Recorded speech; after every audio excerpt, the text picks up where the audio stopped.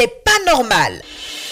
Une situation vous déplaît, vous en avez gros sur le cœur, vous êtes exaspéré par un certain nombre d'événements, Radio Côte d'Ivoire vous ouvre une lucarne pour crier votre mécontentement. C'est pas normal. Les gens de la presse aient le courage de dire la vérité aux gens. Si quelqu'un fait quelque chose qu'on dit c'est pas bon, tu viens poser la question aux gens, on te répond, il faut dire ça comme il se doit. Abidjan peut pas être comme ça. Il faut la construire sur Abidjan, c'est pas comme ça qu'il a voulu que l'Abidjan soit. Voilà. C'est pas normal. Vraiment, nous prions beaucoup l'État de Côte d'Ivoire de penser à ce problème, de nous donner un conseil.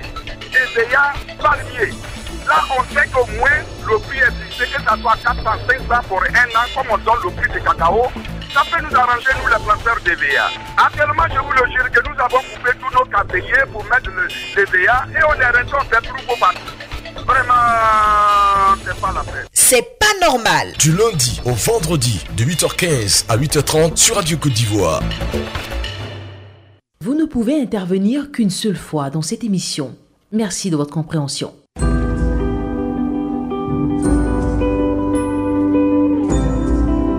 8h15 à Abidjan, dans le respect des autorités, dans la courtoisie verbale, dans le bon ton que nous allons vous laisser nous dire ce qui ne va pas dans vos différentes localités. 20, 21, 44, 48, 20, 24, 27, 87. Vous êtes sur Radio Côte d'Ivoire. Clémence Co, l'ami des jeunes, Didier Fond-Enrichement. Nous vous attendons.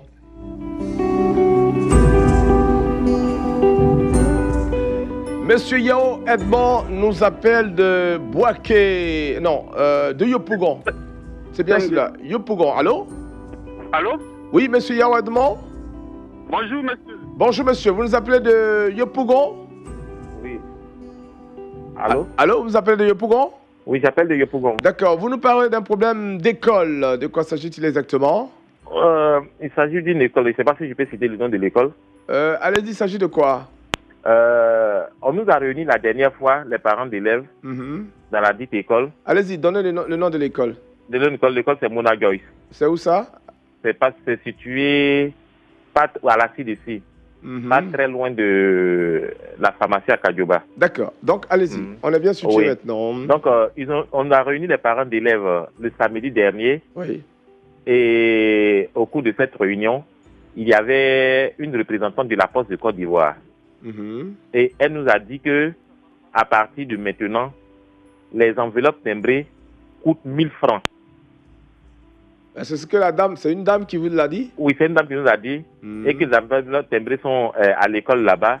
Et que maintenant, pour retirer les bulletins, on ne doit pas aller même aller retirer les bulletins. Et qu'on doit payer les enveloppes timbrées. Et que c'est le ministère de l'Éducation nationale qui nous a imposé ça à tous les élèves. À 1000 francs maintenant? À 1000 francs, timbrées. Donc, quand on fait un calcul pour un établissement qui a moins 500 élèves, qui a 20 établissements, multiplié par 1000 francs, ça fait pratiquement 1 milliard. Donc, je pense que ce n'est pas normal. Parce que les parents souffrent beaucoup et on ne peut pas payer des enveloppes timbrées à 1000 francs. Alors que les enveloppes coûtent ici à 50 francs.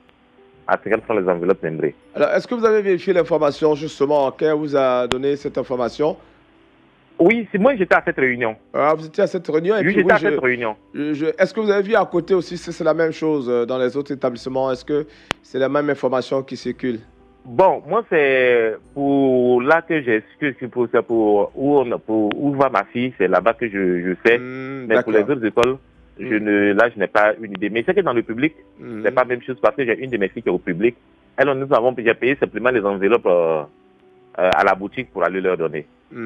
Pas vrai. Mais c'est pour l'école privée là, on demande de payer des enveloppes à 1000 francs. À 1000 francs. 1000 francs. Alors qu'aujourd'hui, pratiquement à cause de l'évolution de l'outil informatique, on a pratiquement plus de postes. Oui, absolument. Et voilà, on va retirer les enveloppes main en main. D'accord, on va vérifier cette information et voir si c'est évidemment une décision du ministère de l'Éducation ou autrement, on verra qu'est-ce qu'il faudra faire. Dans tous les cas, merci de nous avoir fait passer le message. Et bonne journée à Yopougon. On va à Boaké avec Nguesson Serge. Bonjour. Bonjour, monsieur. Vous nous parlez de microfinance. Oui, oui. Alors, il s'agit de quoi exactement? Vraiment, je suis fatigué. Vraiment, je suis vraiment déçu de l'agence emploi jeune et de la microfinance AMIFA, Atlantic Microfinance for Africa. Ouais, qu'est-ce qui s'est passé et pour que vous soyez aussi Le déçus? gouvernement, le président a demandé à ce que les jeunes sans emploi montent des projets et qu'on mette sur la plateforme Agence Emploi Jeune. Oui. Et j'ai monté le projet. J'ai eu le projet, le meilleur projet dans la région.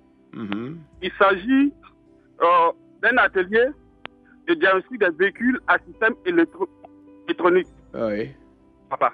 En fait, j'ai un garage entretien automobile. C'est ça. Mon projet, c'est le numéro, pour ceux qui entendent, c'est le numéro 2162-13, qui a été validé par l'agence emploi jeune. Parce que le projet sur la plateforme et mon projet a été retenu.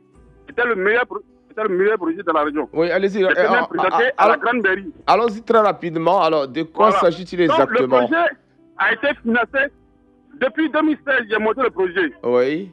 Et depuis janvier 2018, on m'a dit que mon projet a été financé. J'ai cassé et j'ai même déposé le dossier à Atlantique Microfinance pour que je puisse rentrer dans le fonds et commencer mon activité. Monsieur, je vous parle, ça fait 2 ans maintenant que je cours après le financement, que je vais à l'agence emploi jeune, on me retourne à Amifa. Mais qui vous a dit... Allô? On me retourne à l'agence emploi jeune. Je ne comprends plus rien. Allô? Oui, allô? Qui vous a dit que votre projet a été financé et quel a été le montant? Les dirigeants eux-mêmes, les responsables eux-mêmes. De l'emploi jeune, l'agence l'emploi jeune, oui, et Amifa également. Et ils vous l'ont signifié, ils vous ont dit que vous pouvez passer. Vous avez donné déjà une date? On m'a fait tourner. Vous savez, ça fait 2 ans qu'on me fait tourner. D'accord. Je ne sais plus quel dossier il doit déposer maintenant. Je ne sais plus. Donc ça, c'est à Boaké, à Ouyansou, hein? Et oui. Vous avez dit que la microfinance s'appelle comment? Atlantique Microfinance for Africa. Voilà. Amifa, en en collaboration avec l'agence emploi jeune. D'accord. Oui. C'est compris. Merci beaucoup de courage. On espère qu'ils ont entendu qu'ils vont trouver une solution à ce problème. Ça va aller. Tous les autres projets ont été financés, sauf moi seul. On passe à bonne journée là-bas à Boaké. À Ouattara Amara qui nous appelle de Sandégué. Allô, bonjour, monsieur Ouattara. Bonjour, monsieur. Voilà, vous nous parlez de courant, électricité, j'imagine, hein? Oui, exactement, monsieur. Voilà, qu'est-ce qui se passe à Sandégué alors? Bon, ce matin, c'est pas normal. Ça fait depuis 2016, ils ont placé nos poteaux Kwasi-Dougou. Depuis, on dit on attend de votation. Depuis là, ils sont venus, ils sont repartis. Mais depuis là, on n'entend rien, on ne voit rien. Quand on appelle, on dit ouais, on va venir. Mais que vraiment, on demande la population de Sandégué. Vraiment, nous avons les cadres de Sandégué et le conseil régional de Bonoukou. Mais je vois ça à Djoumani, nous avons aidé à voir entre Kwasi-Dougou et Kité et Landaï. Vraiment, actuellement, on est dans l'électricité, il y a fait de courant. Ce matin, c'est pas normal. D'accord. Voilà, je pense qu'ils ont compris en ce moment. Ils sont très disposés à vous aider. Merci Ouattara Amara de Sandégué. On va retrouver notre ami de Vavois, Sanogo Daouda. Bonjour. Allô, monsieur Sanogo Daouda? Oui, bonjour monsieur. Oui, vous nous parlez d'un problème d'eau potable à Vavois. D'accord. Et non, bon, ici, non, on a Vavois. Non, le village, c'est Gobafla. Précisément, le sous-préfecture Vavois.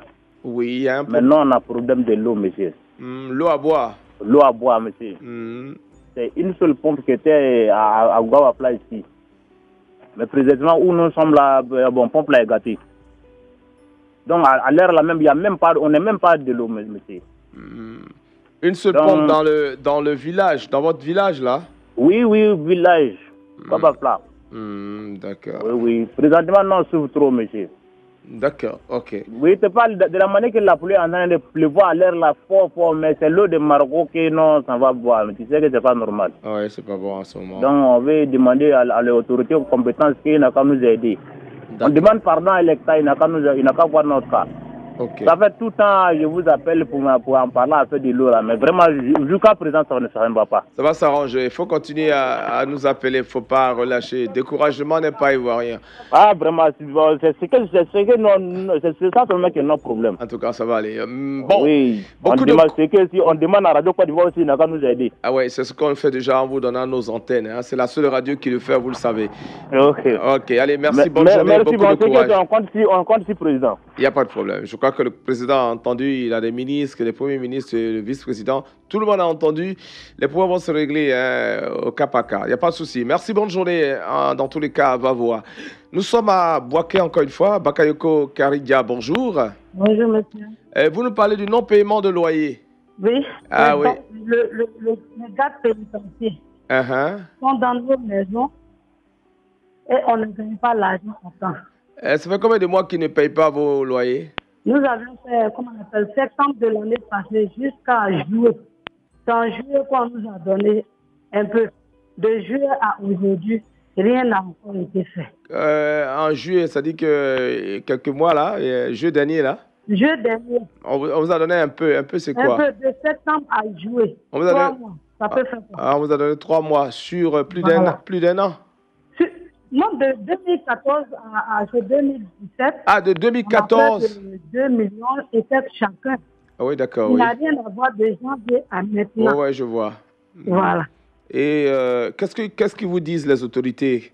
Bon, on ne sait pas si on se fait entendre. Donc, vraiment, c'est un cri de cœur pour que vraiment les autorités nous entendent. Et sentent que vraiment, nous aussi, on vit dans des maisons qu'on doit payer. Ah oui, c'est ça. Nous-mêmes, on ne paye pas. C'est pas normal. Oui. Et c'est à Boaké dans... À Boaké, c'est toutes les villes. Ah, dans toutes les villes. D'accord. Mais vous nous appelez de Boaké. On a un problème avec les gardes pénitentiaires. D'accord. On n'arrive pas à avoir notre argent. Ok, voilà, c'est noté. Les gardes pénitentiaires qui ne payent pas le loyer, nous dit Bakayoko Karidia. C'est l'État qui ne paye pas, c'est pas le garde pénitentiaire. Ah oui, c'est lui qui habite dans la maison, donc c'est lui qui ne paye pas. D'accord, donc l'État a compris. On va essayer de voir comment ce problème va être réglé. Ah oui, c'est ça, Radio Côte d'Ivoire. Nous sommes la porte d'entrée de tous les problèmes et on espère trouver des solutions également. Merci, madame, beaucoup de courage. On espère que d'ici là, les choses vont s'arranger. On va retrouver Akai Nyanzou à Alépé. Allô, monsieur, bonjour. Bonjour, monsieur. Alors, vous nous appelez pour nous dire qu'il y a un problème d'eau également. Oui, je suis à l'OCE2, sous-préfecture d'Alosso, dans le département d'Alépé. Oui. Vraiment, à l'OCE2, nous avons un grand problème. À l'OCE2 est le centre lieu de la sous-préfecture. Et voilà que madame le sous-préfet réside à l'OCE2. Mais à l'OCE2, il n'y a pas d'eau. À tout moment, il pleut. Et l'eau de ruissellement, tout va dans le marigot. À cette heure-là, au 21e siècle, nous buvons encore l'eau du marigot. Donc ça, c'est pas normal. Et s'il ne pleut pas, on n'a pas l'eau pour boire. À tout moment, je suis le président de COGES. À chaque fois, les mecs m'interpellent. Et pour besoin d'eau. Parce que la seule pompe qui est à l'école, la pompe est gâtée. Alors, elle est tellement en panne. Il n'y a personne pour réparer. Vous, en tant que président de COGES, est-ce que ce n'est pas une partie de votre boulot? Oui, bon, on a réparé une fois et malheureusement, ça n'a pas duré, c'est gâté encore. La pompe est gâtée. Et il n'y a plus d'argent pour réparer? On n'a plus d'argent et c'est maintenant uniquement à la rentrée. Comment on va faire pour réparer cette pompe-là? Donc vraiment, j'interpelle monsieur le président du conseil régional de l'année, vraiment de pouvoir nous aider. Même avoir moins 2 pompes à l'école, ça peut nous arranger. Oui. Sinon, chaque midi, les enfants vont aller au marigot, pour aller puiser l'eau, pour 2 mètres. Ça, c'est pas normal. C'est vrai, c'est pas normal. Merci beaucoup. On a compris l'essentiel du message à Ka Nyanzou. On espère que ce problème va être réglé au plus vite. Allez, madame Ouya est avec nous. Allô, madame Ouya, bonjour. Bonjour, monsieur. Alors, madame Ouya, vous nous ferez plaisir si vous diminuez le volume de votre poste radio. Oui, je suis complètement retiré. Voilà, merci beaucoup. Vous nous appelez de Divo pour nous parler de la SEGRAE. Oui, j'appelle de IRE, département de Divo. Oui. C'est-à-dire, ça fait la 3e fois que j'appelle maintenant.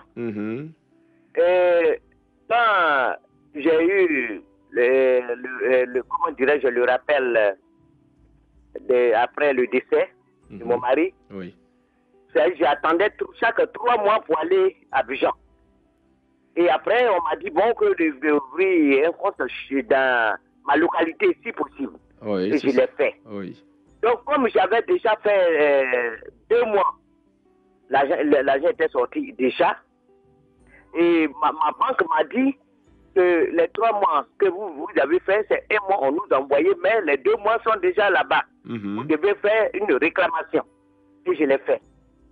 Mais quand je suis parti par 2 fois, là-bas, ils m'ont dit que de rester à l'écoute qu'ils allaient m'appeler. Là-bas, c'est qui jusqu'à aujourd'hui, on ne m'a plus jamais rappelé. Vous parlez des responsables? J'ai appelé là-bas, on dit, madame, vous êtes beaucoup dans cette histoire, mais attendez toujours.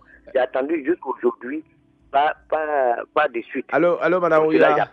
Madame Ouya. Oui. Alors, c'est les responsables de la Ségraé qui vous l'ont dit? Oui. Ah, d'accord, ok. Il y a tout ici. Il y a les références ici. Eux aussi, ils ont aussi pour moi là-bas. Donc, ils vous doivent 2 mois. 2 mois. C'est août et ça 2014. Et jusqu'à alors, c'est pas fait? Non, jusqu'à maintenant. Rien. Et pourtant, on nous a dit que le service marche très bien. Ils ont même une émission qui fonctionne ici. Et on dit tout. Bon, non, pour cela, ça fait la 3e fois que j'appelle aujourd'hui. Voilà, je crois que le directeur de la Ségraé est à l'écoute. Oui, il est à l'écoute parce qu'il a une émission même ici qui passe justement sur ses antennes. Donc, je lui demande pardon. Il n'y a pas de problème. Il a entendu. Il passe tout pour au moins me donner mes 2 mois de 2014 là. D'accord. Merci, Madame Ouya. Beaucoup de courage, Madame Ouya. Et puis bon, portez-vous très bien surtout. Merci à vous toutes et à vous tous de nous avoir appelés pour évoquer vos différents problèmes. Et surtout, merci d'avoir fait confiance à Radio Côte d'Ivoire. On se retrouve demain pour une autre aventure au milieu des gens dont les choses ne sont pas normales. À tout à l'heure. C'était C'est pas normal. Vous pouvez réécouter cette émission ce soir à 19h20 sur Radio Côte d'Ivoire ou sur notre site internet www.rti.ci, onglet Radio Côte d'Ivoire.